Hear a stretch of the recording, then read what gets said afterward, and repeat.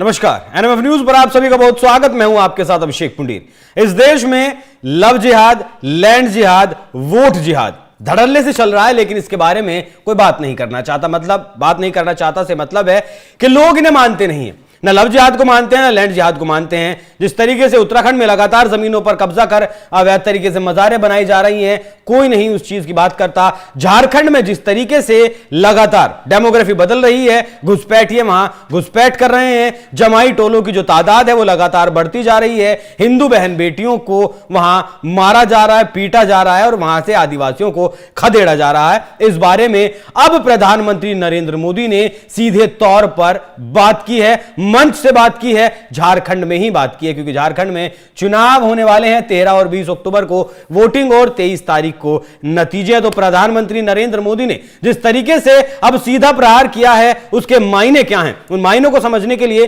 मेरे साथ मौजूद है हमारे वरिष्ठ सहयोगी पंकज प्रसून। बहुत बहुत स्वागत सर आपका। पहली बार जिस तरीके से प्रधानमंत्री मोदी बोले हैं इस विषय पर, कितना गंभीर विषय, अब इस मामले की गंभीरता शायद लोगों को समझ आए। देखिए, मामला कितना गंभीर है वो इस बात से समझा जा सकता है कि Jharkhand is next Bengal in making. हम बार बार बंगाल और केरला की बात कर रहे हैं ना, उससे ज्यादा खतरनाक आने वाले वक्त में अगर इसी तरह चलता रहा तो झारखंड होने वाला है। इसके दो कारण हैं। एक तो झारखंड न्यूज में नहीं रहता। जो आमतौर पे जो दिल्ली की मीडिया है वो उत्तर प्रदेश के बारे में दिखाती है, बिहार के बारे में दिखाती है, महाराष्ट्र के बारे में दिखाती है, बड़े राज्यों के बारे में दिखाती है। वो ऐसी जगहों के तलाश में रहते हैं जिसके बारे में कोई खबर नहीं दिखाता, ताकि चुपके से अपना काम कर जाए। अच्छा बताइए, दिल्ली में बैठे हुए लोगों को इस बात से फर्क पड़ता है कि किसी बच्ची के 72 टुकड़े कर दिए गए, काट दिया गया? पर झारखंड में ऐसा हुआ है। क्या हुआ है झारखंड में वो मैं आपसे समझूंगा, लेकिन उससे पहले मैं चाहता हूं कि दर्शक सुन ले कि प्रधानमंत्री मोदी ने कहा क्या है। बेटी भी छीन रहे हैं और ये आपकी माटी को भी हड़प कर रहे हैं। ये आपकी बेटी भी छीन रहे हैं और ये आपकी माटी को भी हड़प कर रहे हैं। जी पंकज जी, अब दिल्ली को कितना फर्क पड़ेगा? मैं बताता हूं कैसे बेटी छीन रहे हैं। रूबिका पहाड़िया, जिसका नाम बहुत सारे लोगों ने दिल्ली में नहीं सुना होगा, वो पहले प्रेम में फंसाया, उसके साथ रेप किया और फिर 72 टुकड़ों में काट दिया। दिल्ली की मीडिया में वो खबर नहीं चली, बहुत ज्यादा नहीं चली। मारुति तिर्की 58 साल का एक राजमिस्त्री का काम करने आता है, बांग्लादेशी, और वो 58 साल 58 इयर्स का वो मतलब बुजुर्ग, ये क्या करता है, 18 साल की मारुति तिर्की के साथ रेप करता है और पेड़ से सरेआम लटका देता है ताकि लोग लाशें देखकर खौफ में आए। अंकिता त्यागी अपनी नानी के साथ सोई हुई थी इसी संथाल परगना में, घर में। वो एक खिड़की खुली रह गई थी, ग्राउंड फ्लोर तेजाब डालकर इसे मारा? खिड़की के नहीं, केरोसिन डाला और उसमें माचिस मार दिया और बाहर से दरवाजा लॉक कर दिया और वो जल गई। कोई फर्क नहीं पड़ता। संध्या टोपनो सब इंस्पेक्टर थी झारखंड पुलिस में। वो चेकिंग, नॉर्मल चेकिंग जो होता है गाड़ियों की चेकिंग में, एक गाड़ी रुकवाती है, गौ तस्करों की गाड़ी, इसे रौंदते हुए चला जाता है। 1/2 किलोमीटर तक उस आदिवासी बच्चियों को रौंदा है। संध्या, मैं नाम बता रहा हूं और ये बकायदा रजिस्टर्ड केसेस हैं।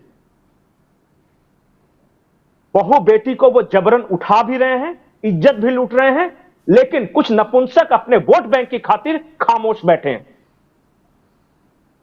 एक बात याद रखें कि हेमंत सोरेन तभी तक आदिवासियों के नेता है जब तक आदिवासी वहां बहुसंख्यक हैं।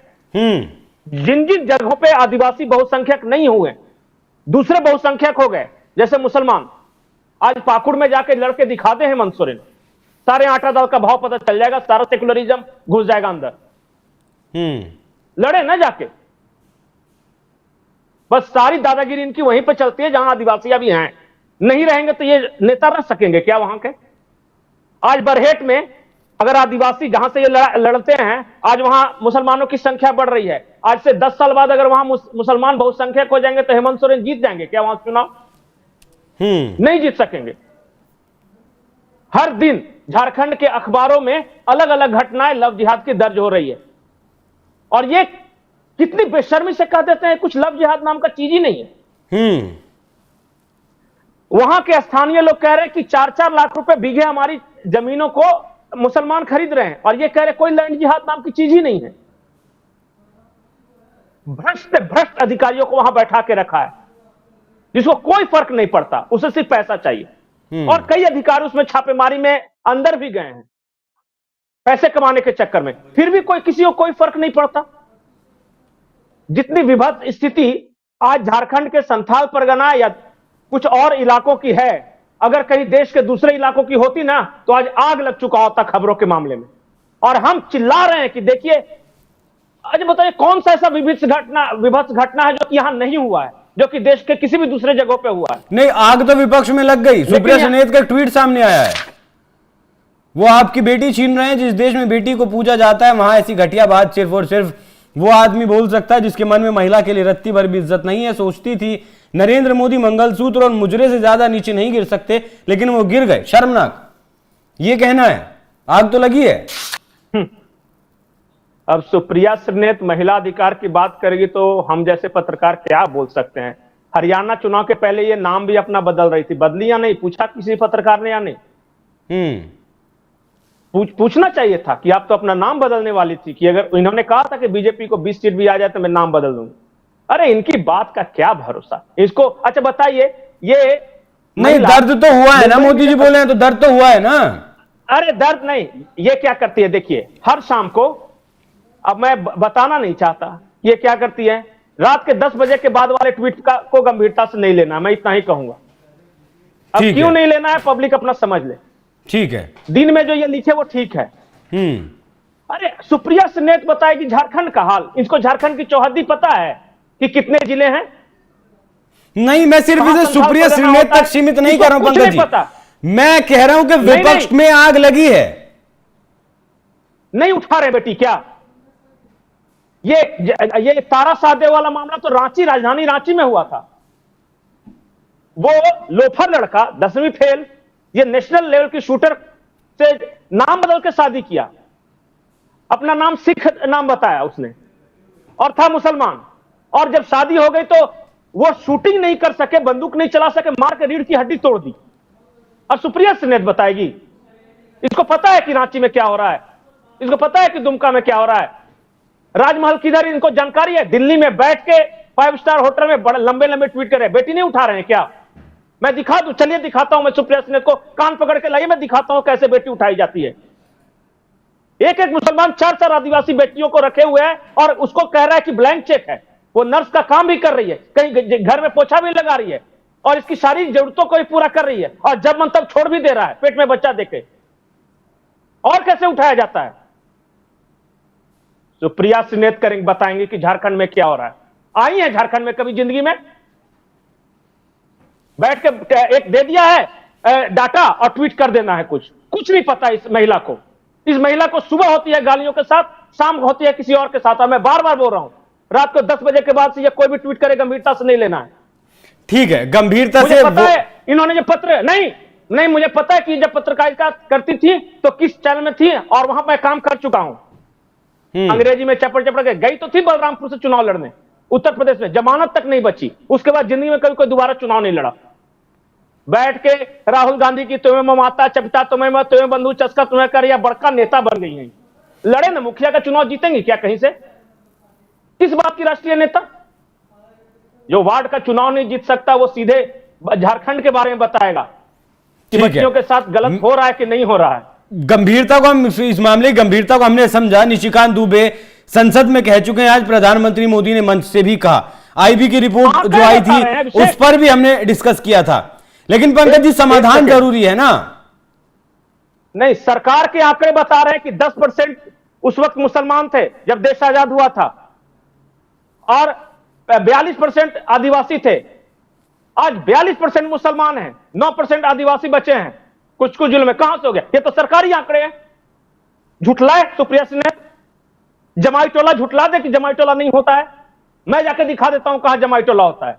हम लोग झारखंड की खाक छानते फिर रहे हैं और वो दिल्ली में बैठ के ट्वीट कर रही है। बेटियों को उठाते हैं मुसलमान, जबरदस्ती रेप करते हैं, शादियां करते हैं, एक एक दो दो तीन तीन बीवी रखते हैं। ये सच्चाई है इस देश की। पंकज जी, समाधान पर भी बात करनी होगी ना, समाधान कैसे होगा इसका? समाधान एक है, समाधान एक है। एनआरसी अगर पूरे देश में लागू नहीं कर सकते तो संथाल परगना में एनआरसी लागू करो, पहचान करो, एक रजिस्टर तो बनाओ कि हमारे देश का कौन सिटीजन है या कौन नहीं है। उतने में आधे भाग जाएंगे बंगाल। एनआरसी लागू करो वहां पे, और जितनी जमीनें, सरकारी जमीनें हो या आदिवासियों की जमीनें, उनके पुरखों के नाम तो अभी भी है ना, जो आज मुसलमानों के पास से लौटाओ उन आदिवासियों को। यही सॉल्यूशन है। मूल जिनकी जमीनें हैं, जो मालिक हैं जमीन के, उनको लौटाओ। और नहीं कैसे लौटाओगे? जिसके पास ना कोई डॉक्यूमेंट है ना कुछ है, आ गए हैं कोई मिस्त्री का काम करने, कोई रेजा वाले बनके, कोई प्लास्टिक के ड्राम बेच रहे हैं, बहू बेटी के कोई जबरन फंसा के शादी कर रहे हैं और उसकी जमीन कब्जा रहे हैं।